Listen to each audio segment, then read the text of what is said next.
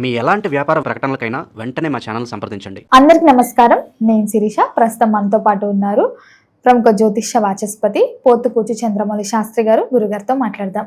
నమస్కారం గురుగారు. ఓం శ్రీమాత్రే నమః. గురుగారు, విశేషంగా ఈ మే మాసంలో వృషభ రాశి వారికి ఎలా ఉండబోతుందంటారు? ఎలాంటి జాగ్రత్తలు తీసుకోవచ్చు అంటారు? ఆర్థిక పరంగా, ఆరోగ్యపరంగా గ్రహ గోచరం ఎలా ఉంటుందంటారు ఈ మాసంలో?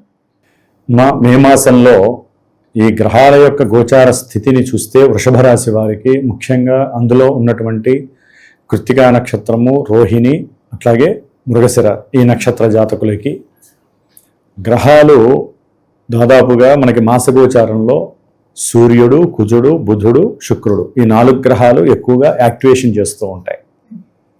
అంటే ఈ సూర్య భగవానుడు ఈ వృషభ రాశి వారికి 12వ స్థానంలో ఈ మే 14 వరకు ఉంటారు.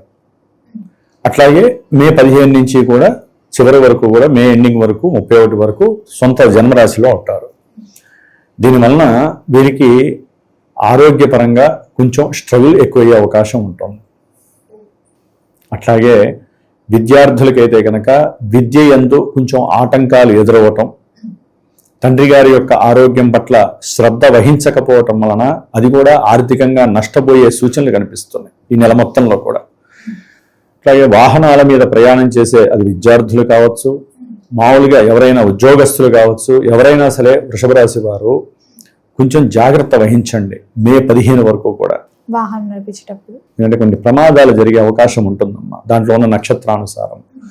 మే 15 తర్వాత వీరికి కాస్త వారికి ఉన్నటువంటి పిత్రార్జితానికి సంబంధించిన ఆస్తులు ఏదైనా రావడానికి వీరు కొంచెం ప్రయత్నపూర్వకంగా కష్టపడటము, అవతల వ్యక్తులతో ఎవరితో అయినా మాట్లాడటము, అంటే వీరికి ఉన్నటువంటి ఆస్తులు కానీ గృహాలు కానీ వీటికి సంబంధితం ఏదైనా ఉంటే కనుక వాటి యందు అవతల వ్యక్తులతో మాట్లాడి దానికి సంబంధించినటువంటి క్యాష్ రిలేషన్స్ అనేవి కనిపిస్తున్నాయి మే 15 తర్వాత.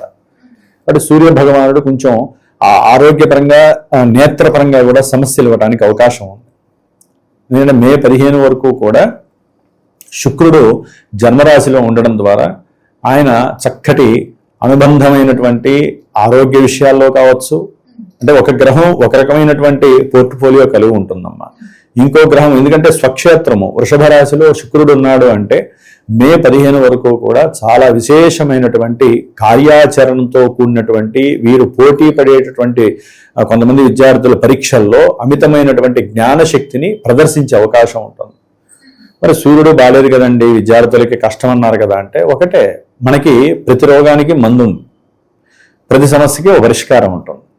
సూర్యుడు బాలేనప్పుడు ఏం చేయాలమ్మా? వీరి జాతకంలో సూర్యుడు బాల విద్యార్థులకు కానీ, లేకపోతే రియల్ ఎస్టేట్ వ్యాపారస్తులకు కానివ్వండి, లేకపోతే ఈ భూ సంబంధిత గృహ సంబంధిత కట్టడాలు కట్టేటటువంటి వారికి కానివ్వండి, వాహన విక్రయదారులకు కానివ్వండి, వీళ్ళు ఏం చేయాలంటే సూర్యుడికి సంబంధించినటువంటి జపాన్ని ఆచరింపజేసుకొని సూర్య హోమం చేసుకోవడం చాలా విశేషం. ఈ నెల రోజుల్లో ఒక్కసారైనా చేసుకోవాలి. దానివల్ల ఆరోగ్యము, తండ్రి వల్ల కలిగేటటువంటి కష్ట నష్టాలు, తండ్రికి కలిగేటటువంటి సమస్యలు, కుటుంబంలో వీరికి కలిగేటటువంటి కొన్ని ఆపత్కర ఇబ్బందులు, నేత్ర దోషాలు, అట్లాగే ఉద్యోగస్తులు ఉంటారు, గవర్నమెంట్ పరంగా ఉద్యోగస్తులు కానివ్వండి, లేకపోతే విడిగా ఉద్యోగస్తులు, వీరికి కలిగేటటువంటి కొన్ని బాధలు తొలగిపోతాయి. అంటే వారికన్నా బాధలు అంటే వారికన్నా పెద్ద ఉద్యోగస్తులు ఉంటారు కదా, వారి వలన వీరికి మాట పడేటటువంటి అవకాశాలు కలుగుతాయి మే 15 తర్వాత. అలాంటి వాటిని తట్టుకోవాలంటే సూర్యుడికి సంబంధించి శాంతి చేసుకోవాలి. లేదా వీరైనా సరే రోజు నిత్యము లేచి అన్నిటికీ కూడా సూర్యుడు అన్నిటికీ కారకుడేనమ్మా. విద్య, వివాహం, ఉద్యోగం, సంతానము, కళ్యాణం అన్నిటికీ ఆయనే కారకుడు కాబట్టి సూర్య నమస్కారాలు రోజు 12 చేయాలి. ఆదిత్య హృదయం చదవాలి. అప్పుడు ఏంటి, సూర్యుడు ఆనందపడతాడు, సూర్యుడిచ్చే పాపపు రిజల్ట్స్ తగ్గుతాయి. ఆ విధంగా సూర్యుడు చేశాడు. శుక్రుడు అయితే బ్రహ్మాండం. ఈ రాశ్యాధిపతి ఎవరైనా శుక్రుడు. శుక్రుడు మే 15 వరకు తన యొక్క స్వక్షేత్రంలో ఉండి ఏదైతే వీరు తలుచుకుంటారో కార్యక్రమాల యందు, అది విద్య కావచ్చు, లేకపోతే ఏదైనా వాహనపరమైనటువంటి విక్రయాలు అమ్మి డబ్బు చేసుకుని మళ్ళీ కొత్తది కొనాలనుకుంటూ ఉంటారు. కొంతమంది ఇల్లులు అమ్మి మళ్ళీ కొత్తది కొనాలనుకుంటారు. ఇట్లా ఏదైనా సరే, అట్లాగే తల్లి గారి యొక్క ఆరోగ్యం గురించి చింతించేటటువంటి వారికి కూడా కాస్త ఉపశమనం కలుగుతుంది శుక్రుడు ఆ జన్మరాశిలో ఉండటం వలన. వాళ్ళు అనుకున్న కార్యాలయంలో ముందుకు వెళ్ళే అవకాశం ఉంటుంది. దీంట్లో ఇంకో విషయం ఉంటుందమ్మా, అది చివరికి చెప్తాను. అంటే మనకి వివాహం కానటువంటి పురుషులకి సంబంధించి వివాహ యోగం కలగటానికి ఏ రకమైనటువంటి పూజ చేస్తున్నాను, ఈ జూన్ మాసంలోనే చెప్తాను, అది చివరికి మనం చర్చించుకుందాము. అయితే వృషభ రాశి వారికి శుక్రుడు మే తర్వాత 15 తర్వాత చివరి వరకు కూడా ఆయన ద్వితీయంలో ఉంటాడు. విశేషమైనటువంటి ధన సంపద, బంధువుల నుంచి ధన సహకారం, లేకపోతే అంతకుముందు ఈయన ఎవరికైనా బంధువులకి ధనాన్ని సహకారంగా ఇచ్చి ఉంటారు అనుకోండి, వారి నుంచి వీరికి చక్కగా డబ్బు రావటం.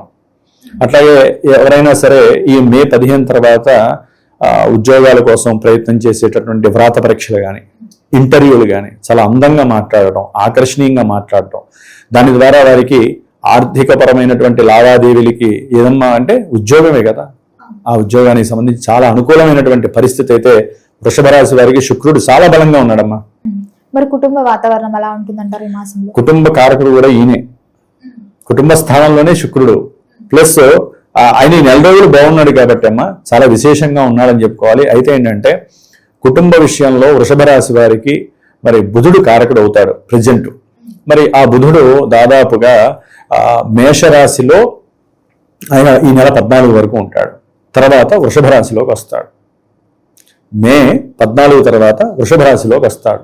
కాబట్టి బుధుడు యొక్క అనుకూలత సరిగ్గా లేదు, మాట జారటం, ఇష్టం వచ్చినట్టు మాట్లాడటం, అంటే మూర్ఖత్వము. ఎందుకంటే కుజుడితో కలిసి ఉంటాడమ్మా. మే 10వ తారీఖు వరకు కూడా కుజుడు బుధుడు కలిసే ఉంటారు.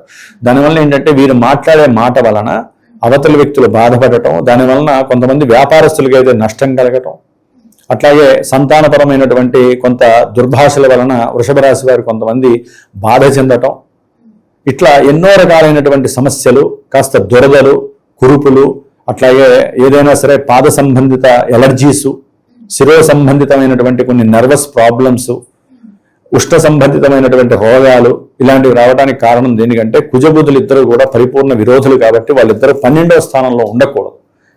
కాబట్టి ఆ ఇద్దరికి సంబంధించి మే 14 లోపల వారిద్దరికి సంబంధించిన కందులు దానము, పెసళ్ళు దానం చేసుకుంటే కాస్త రిలాక్సేషన్, ఉపశమనం కలుగుతుంది. ఆ గ్రహాలు ఇచ్చే ఆ 2 ఫలితాలని కొంచెం బ్రేక్స్ చేసుకునే పరిస్థితి కలుగుతుంది.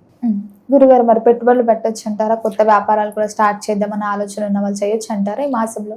లేదమ్మా, మే 10వ తారీఖు నుంచి ఈ కుజ భగవానుడు అప్పటి వరకు బాగానే ఉంటాడు. మే 10 నుంచి ఆయన తన యొక్క స్వక్షేత్రంలో ఈ వృషభ రాశి వారికి ఈ పెట్టుబడుల స్థానంలోకి వస్తున్నాడు. అది అంత మంచిది కాదు.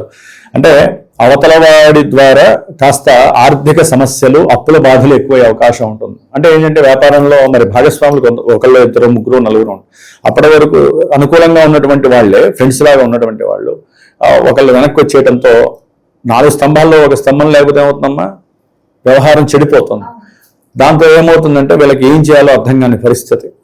అందుకని ఏదన్నా పెట్టుకుంటే మే 10 లోపలే వీళ్ళు ఆ 10 రోజుల్లోనే మాట్లాడుకొని వ్యాపారానికి సంబంధించినటువంటి వ్రాతపూర్వకమైనటువంటి విషయాలు కానీ అవి చేసుకోవడం వలన ఉపయోగం ఉంటుంది వృషభ రాశి వారికి. మే 10 తర్వాత మాత్రము వీరు కొంచెం జాగ్రత్త పడాల్సిన అవసరం ఉంది. సొంత ఇంట్లో ఉన్నా కూడా కాస్త వ్యాపార పరంగా ఇబ్బందులు, భాగస్వాముల మధ్య ఇబ్బందులు తలెత్తే అవకాశం ఉంటుంది. భార్యాభర్తల మధ్య కూడా అంతే, చాలా సమస్యలు వస్తాయి. ఇప్పటివరకు అన్యోన్యంగా ఉన్న వాళ్ళకి, వృషభ రాశి వాళ్ళకి కుజగ్రహ ప్రభావం ఏం చేస్తుందంటే 12లో కుజుడు ఉంటే కుజదోషం వస్తుంది. జన్మజాతకాల్లో ఎట్లయితే ఉంటుందో ఇప్పుడు ఉన్నటువంటి పరిస్థితుల్లో మరి జన్మ లగ్నం నుంచి ఉన్నటువంటి కుజదోషము పూర్తిగా లైఫ్ లాంగ్ దాని యొక్క ఎఫెక్షన్ ఉంటుంది. మరి చంద్రుడి నుంచి కూడా చూస్తారమ్మా జన్మజాతకంలో కుజదోషాన్ని. మరి ఇప్పుడు జన్మరాశి అంటే ఏంటి? అదే కదా జన్మరాశి. చంద్రుడు ఉన్న స్థానానికి 12వ రాశిలో కుజుడు ఉన్నాడు. దానివల్ల కుజదోషం ఆవహించి దాదాపు 45 రోజులు ఇబ్బందులు పడతారు. ఇందాక అందుకనే చెప్పా, వివాహపరమైనటువంటి విషయాల యందు జూన్ 2వ తారీఖున నేను కొంతమంది పురుషులకి కుజదోషం కానివ్వండి, రాహుకేతువుల దోషం వలన సర్పదోషాలు, పితృదోషాలు, స్త్రీ దోషాలు, శుక్రదోషాలని చాలా ఉంటాయమ్మా జన్మ జాతకాలలో చూస్తే. దానివల్ల ఏంటంటే 28 దాటిన తర్వాత నుంచి 40 ఏళ్ల వరకు పెళ్లి కాని వాళ్ళు కొన్ని కోట్ల మంది, లక్షల మంది ఉన్నారు. ఉద్యోగాలు ఉంటాయి, ధనం ఉంటుంది, మంచి సంపాదన ఉంటుంది, ఇల్లులు ఉంటాయి, అన్నీ ఉంటాయి. వివాహాలు మాత్రం కావట్లేదు. దానికి కారణం వారి జన్మజాతకం చాలా వరకు పాజిటివ్ అయితే ఇప్పుడున్న కాలం మారినటువంటి పరిస్థితి ప్రకారం స్త్రీ ఆకర్షణ, అంటే స్త్రీ వీరి ఆకర్షణ కాదు, స్త్రీలే ఇష్టపడట్లేదు వివాహం చేసుకోవడానికి. కాబట్టి ఎటువంటి సమస్యలనైనా సరే ఒక ఒడ్డుకు తీసుకొచ్చేటటువంటి శక్తి నేను ఆచరించేటటువంటి జూన్ 2వ తారీఖున ముఖ్యంగా పురుషుల కోసమేనమ్మా. వివాహం కానటువంటి వారికి ఈ హైదరాబాద్లో మంగళవారము మూలా నక్షత్రము రోజున కొన్ని నక్షత్రాలు ఉన్నాయి. ఆశ్లేష, మూల, విశాఖ, అట్లాగే అశ్విని, రేవతి, ఇట్లా కొన్ని దోషభూయుక్తమైనటువంటి నక్షత్రాల వారు.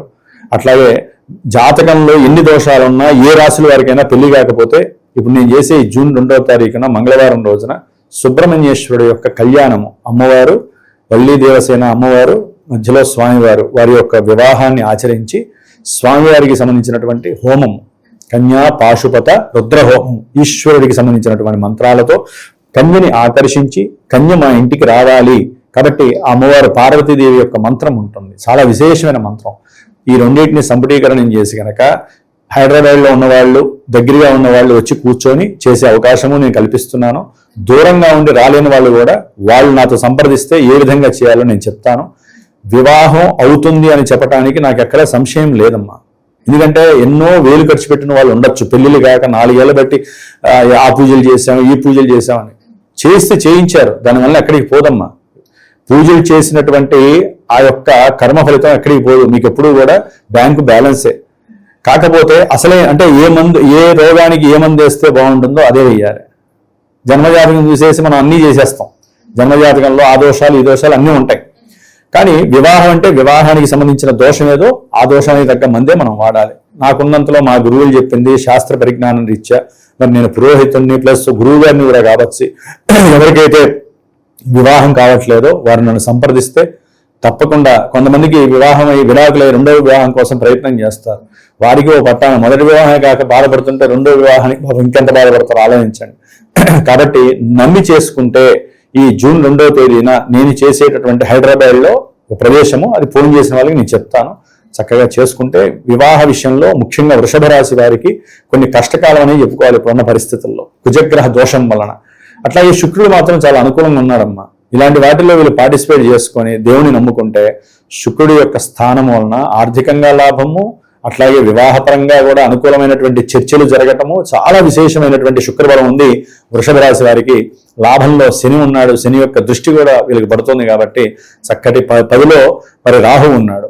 ఉద్యోగ సంబంధిత వ్యాపార సంబంధిత విషయాలలో కూడా ఒకందుకు పూర్తిగా న్యాయం జరగకపోయినా కాస్త లాభం కలిగేలాగా ఈ రాహు ఇస్తున్నాడు. చతుర్థంలో కేతు ఉన్నాడు వృషభ రాశి వారికి. ఈ నెల సొంత నక్షత్రంలో బలంగా ఉన్నాడు. కాబట్టి మరి రవి కూడా బలంగా లేడు, ఈయనున్న స్థానాధిపతి. కాబట్టి విద్యా విషయంలో వీరు కొంచెం మందబుద్ధి లేకుండా, బద్దగించకుండా, ఇందాక నేను చెప్పినట్టుగా సూర్య నమస్కారాలు చేయండి, గణపతిని ఎక్కువగా ఆరాధించండి. అవసరమైతే ఎగ్జామ్స్ రాసేవాళ్ళు, కొత్త చదువులకు ప్రయత్నం చేసేవాళ్ళు విద్యా గణపతి మూలమంత్ర జపం చేసి మేము అంటే మా పీఠంలో విద్యా గణపతి హోమాలు చేస్తూ ఉంటాం అమ్మా. కాబట్టి ఎవరైనా పర్సనల్గా వాళ్ళ జాతకం చూపిస్తే కూడా వాళ్ళకి కూడా చేసి పెడుతూ ఉంటాం. కాబట్టి మీరు మాత్రము గణపతిని ఆరాధించేయండి. నిత్యము గణపతికి సంబంధించిన 16 నామాలు ఉంటాయి. ఆ నామాలతో గణపతికి అర్చన చేయండి గరికతో. విద్యలో ఆటంకాలు లేకుండా ఆయన మిమ్మల్ని కాపాడుతాడు. మరి గురుగారు, ఈ మాసంలో అన్ని రంగాల వారు చేసుకోదగ్గ పరిహారాలు ఏంటంటారు? ఏ దైవాన్ని కూడా పూజించవచ్చు అంటారు ఈ మాసంలో? అమ్మ, సుబ్రహ్మణ్య ఆరాధన. అది విద్యార్థులు కావచ్చు, రియల్ ఎస్టేట్ వ్యాపారస్తులు కావచ్చు, గృహపరంగా ల్యాండ్స్ బిజినెస్ చేసేటటువంటి వాళ్ళు ఎవరైనా కావచ్చు, లేకపోతే వాహనపరమైనటువంటి అమ్మకాలు చేసేవాళ్ళు కావచ్చు, ముఖ్యంగా పొలిటీషియన్స్ వీళ్ళు కావచ్చు, లేకపోతే మనకి ఐరన్ లేకపోతే కోళ్ళు ఇలాంటి యాంత్రికపరమైనటువంటి విషయాలకు సంబంధించిన ఉద్యోగస్తులు, వ్యాపారస్తులు వీళ్ళు ఎవరైనా కావచ్చమ్మా. ఈ యొక్క రవి బలము, కుజబలము, బుధుడు బలమ్మ వృషభ రాశిలో ఈ 4 రోజులు 12లో మేషరాశిలో ఉంటాడు, వృషభ రాశిలో ఉంటాడు. అంత అనుకూలంగా లేదు. వ్యాపారస్తులకి కొంచెం షేర్స్లో పెట్టిన వాళ్ళకి కొంచెం కష్టసాధ్యమైన పరిస్థితి అని చెప్పుకోవాలి. అంత అనుకూలంగా లేడు. ఎప్పుడో మే 29 తర్వాత ఆయన మిథున సొంత రాశిలోకి వెళ్తాడు. అప్పటిదాకా కొంచెం కఠినత్వంగానే ఉంటుంది. కాబట్టి బుధబలం కూడా లేదు. వీరు ఏది మాట్లాడినా దోషప్రదంగా ఉంటుంది. వీరు ఏది డబ్బు ఖర్చు పెట్టినా కూడా, అంటే పెట్టుబడి పెట్టినా కూడా కొంచెం నష్టం కనిపించడానికి అవకాశం ఉంది. కాబట్టి కుజుడికి, రవికి, బుధుడికి ప్లస్ కేతువుకి ఈ 4 గ్రహాలకి జపం ఆచరింపజేసుకొని ఆ గ్రహాలకు సంబంధించినటువంటి దానాలు ఇచ్చుకోవడం మంచిది. లేదా నవగ్రహాలకు ప్రదక్షిణ చేసి 4 గ్రహాల దగ్గర దీపారాధన చేసి ధాన్యాలు వారి దగ్గర అష్టోత్తరంతో అర్చన చేయటం విశేషం. ముఖ్యంగా ఇందా నేను చెప్పాను, వివాహపరంగా ఎవరైనా కంపల్సరీ అనుకూలం కలిగే అవకాశాలు ఉన్నాయి. ఎందుకంటే ద్వితీయంలో గురుడు ఉన్నాడు. ఆయన జూన్ 2న మారుతున్నాడు, కర్కాటక రాశిలోకి ఉచ్చస్థితిలోకి మారుతున్నాడు. కాబట్టి జాతకంలో యోగా లేని వాళ్ళైనా సరే యోగం ఉండి దగ్గరికి వచ్చి వివాహాలు జరక్క క్యాన్సిల్ అయ్యే వాళ్ళు కానీ, అసలు వివాహాలకు ముందుకు రానటువంటి వాళ్ళని ఈ యొక్క యాగం ద్వారా వీరు 48 రోజులు ఈ హోమం చేసుకుని ఆ భస్మాన్ని ధరిస్తూ నేను ఒక రుద్రాక్షని ఇస్తానమ్మా స్వామివారి కళ్యాణం చేశాక. ఆ రుద్రాక్షని 7 రోజులు దానికి పూజ చేస్తాను నేను, ప్రత్యేకించి నేనే ఆ కన్యా పాశుపత మంత్రంతో. దాన్ని గనక వాళ్ళు 48 రోజులు ఆ భస్మం పెట్టుకొని ఆ రుద్రాక్షని గనక నేను చెప్పిన మంత్రం స్పెషల్గా ఎవరికి వాళ్ళకి ఉంటుందమ్మా, ఆ మంత్రాన్ని చదువుకుంటే గనక వారికి తప్పకుండా వివాహ సిద్ధి కలుగుతుంది. ఎందుకంటే మనకి ఒక 15 రోజులు, జూన్ 15 వరకే మనకి అధిక జ్యేష్ఠ మాసం, తర్వాత మళ్ళీ ముహూర్తాలు ఉన్నాయి. కాబట్టి ఈ చిన్న ప్రయత్నము వారి జీవితంలో మంచి వివాహ సోపానం మెట్టులాగా ఉపయోగపడుతుంది. కాబట్టి స్వామివారిని, సుబ్రహ్మణ్యేశ్వర స్వామిని నమ్ముకోండి. శివపార్వతులకు సంబంధించినటువంటి కన్యా పాశుపత రుద్రహోమం దివ్యాస్త్రము, దీన్ని మించిన అస్త్రాలు 257 మంత్రాలు, 257 పాశుపత అస్త్రాలు ఉన్నాయి మనకి. వాటిల్లో వివాహానికి సంబంధించిన చాలా మంచి అస్త్రం.